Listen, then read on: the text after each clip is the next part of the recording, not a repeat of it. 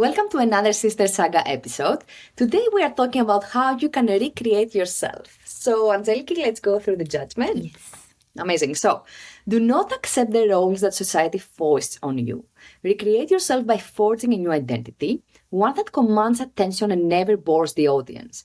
Be the master of your own image rather than letting others define it for you. Incorporate dramatic devices into your public gestures and actions. Your power will be enhanced and your character will seem larger than life. So, Angeliki, what does the history tell us? So the first example is Julius Caesar. Julius Caesar was actually a performer. He was an actor. He loved drama. And that's why he put too much effort on his appearances, on his speeches, on his gestures, because he loved drama and he knew that with all these things, he could draw attention to his name. So then, how did he get popular among the masses? So his first position was the position of an edile. Literally, he was responsible for organizing all the public and entertainment events in Rome. For example, gladiatorial games, theatrical performances, fights, this kind of stuff. So he became well known because of this position and the great and elaborate games he organized. Amazing. And then in 49 BC, Rome was on the brink of a civil war between the two leaders, Caesar and Pompey. And then Caesar wanted to get his team, his soldiers to fight for him because they were a bit unsure. So what did he do? Yeah, we were on the verge of a civil war between Caesar and Pompey, and he needs to persuade all his army to cross the Rubicon and attack Rome. He knew that this was very difficult. So before that, he made a very dramatic speech, very vivid speech to persuade everyone to cross the river. And he managed to do it. And after that, he became the first dictator of Rome. Amazing. And then how did he die? Because even at that point, he was a little bit theatrical.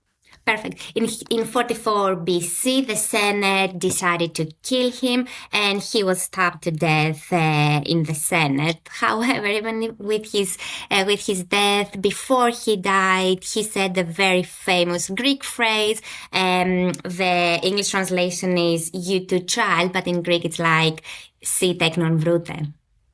Amazing. And then he covered himself with a cloth.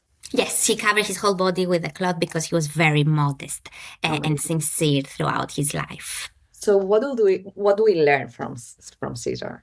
That you need to be dramatic and you need to be an actor in order to be very well known and popular and famous across the masses. So Julius Caesar paid attention to his clothing, to his gestures, to his speeches, to everything because he knew that this actually matters at the end.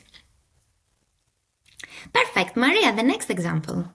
Yes, so the next example is on the 1831, where we have a young woman called Aurore Dupin Dudevant, who was married and she had a family, but she decided that she's gonna leave everything and everyone behind and go to Paris to chase her dream, which was to be a writer.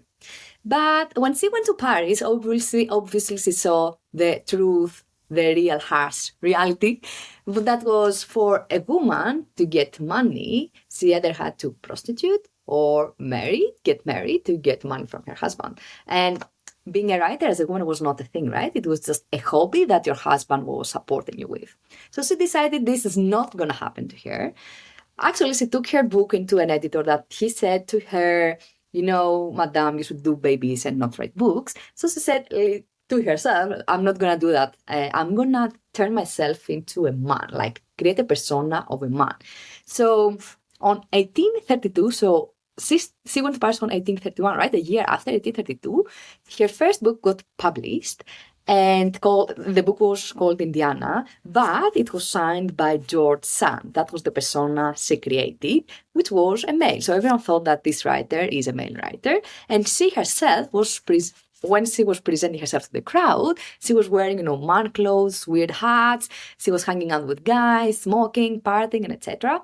After a point, she managed to actually get accepted into this circle, and she wrote many, many books after that. She was also very theatrical on how she was moving around the crowd, how she was changing her persona. She was never the same. She was always, trying to trick and entertain people. It's interesting because J.K. Rowling has done the same after Harry Potter books, because everyone was criticizing her that she needs to write only fiction books. After that, she wrote a book and she put another name, a man's name, because it was a mystery book. Interesting. And then it was published, it was great, and then she revealed that actually she was behind the male name. Amazing. She played exactly the same trick. Exactly. So the main learning from the Devant story is that the world will assign a role to you. It's on you if you want to accept it or not. If you accept it, probably you are doomed because you will be limited in terms of, thinking and acting into this specific role that you are placed. So you have the choice of accepting a role or not accepting a role and really create your own persona and your own identity, one that allows you to be yourself, do different things, be very creative, open, try different things, try everything that actually satisfies and makes you happy. And if you lately in the professional world, we actually say, what is your job? And people say, oh, I don't have a job. I'm many things. I'm not just one thing. I think it follows this pattern of trying to recreate yourself, not just assign yourself a specific role, and that is all you're doing. You see now people saying they're authors, they are, data scientists, data engineers, they do so many different things. They are influencers, creators, anything, right? So they're trying to just be broader and not accept just a specific thing that people think you are good at. So, Angeliki, let's go now to keys to power. So, what are the keys to power? So the first one is technically that we believe that we have a fixed personality and a fixed character influenced by society, by family, friends, and everyone, right? But actually we forget that you can remake yourself. You can technically shape yourself and be part of this process through your experiences, your life choices. So it's not something fixed, but it's something that you can shape throughout your life, and you can keep evolving and you can keep changing and remaking yourself. It's not a steady process. Yes, this means that if you're not satisfied with what you are and what you're doing now, you have the option and the choice to change that. But in order to do that, you have to have three main things in place, right? So one is self-consciousness, right? And understand who you are, what you want to do, what you are happy with, and then you can move forward. The second one is self-control. So you have to learn how to understand and control your emotions, because your emotions will play a key role on helping you shape this future you. And the last one is not only create a character that makes you happy, but try to be a little bit more vivid and playful with this character, right? Try to be a little bit more different than what you've seen around. Try to play a little bit with that. Be open-minded on the character. And we've seen that across many history examples, right, Angeliki? Yes. For example, Napoleon, as we know, he was again, a very good actor with very vivid speeches to draw attention. Or even Abraham Lincoln, he knew that in order to become a president, he had to have something different. And that's why he adapted the personality of a farmer, of a more lower class citizen than all the other presidents before him. And he worked on this personality. And this personality was actually what gave him the presidency at the end. So the personality and the way he was dressed was actually crafted, cautiously crafted. Exactly. Yeah.